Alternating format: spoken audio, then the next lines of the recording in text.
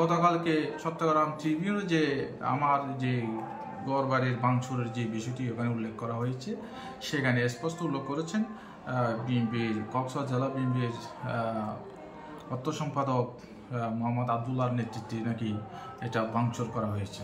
তো আসলে বিষয়টি যারা এই কাজটি করেছেন, প্রচার করেছেন, আমার সুস্পষ্ট বক্তব্য নেওয়া উচিত ছিল এবং আমার কাছে সুস্পষ্ট বক্তব্য তারা নেয়নি। তো সুতরাং আমার বাড়িতে আবদুল্লাহ কোনো ধরনের এবং আবদুল্লাহর পরিবার এই ধরনের কোনো ঘটনা করেনি এবং তাদের সাথে আমাদের একটা পারিবারিক সুসম্পর্ক রয়েছে, যার কারণে এই সুসম্পর্কতা নষ্ট করার জন্য আমার বিরুদ্ধে বিভিন্ন কুচুকুরি মহল লেগে আছে। চট্টগ্রাম থেকে আমাকে ফোন করা হয়েছিল, তখন তো আবদুল্লাহ পরিবার আমার বাড়িতে হামলা করেছে কিনা জিজ্ঞেস করেছিল, কিন্তু আমি বলছিলাম না, আবদুল্লাহ পরিবার তো এই ধরনের কোনো জড়িত নাই। যে উসমান ভাই বলছিলেন যে আমি শাহ আলম বিপ্লব সাংবাদিক বলছিলাম।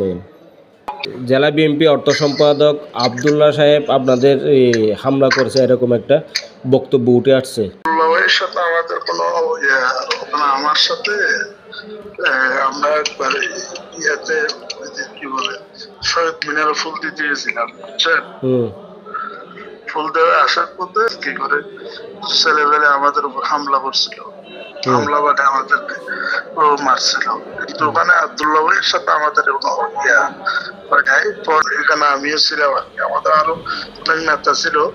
তো পরে এটা আমরা ইয়া করে আমাদের জেলা বিএনপি সভাপতি শাহজাহান চৌধুরীর বাসায় উনি আমরা আমাদের আরো সিনিয়র নেতৃবৃন্দ সহ বসে আমরা একটা মিছিল হয়েছি।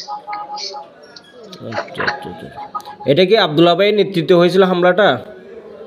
না, আব্দুল্লাহ ভাই ছিল না সেখানে। এটা আমরা আবার জেলা বিএনপি সভাপতির বাসায় বসে আমাদের সবাই আমরা মিছিল হয়ে গেছি। আচ্ছা আচ্ছা, ঠিক আছে ভাইয়া।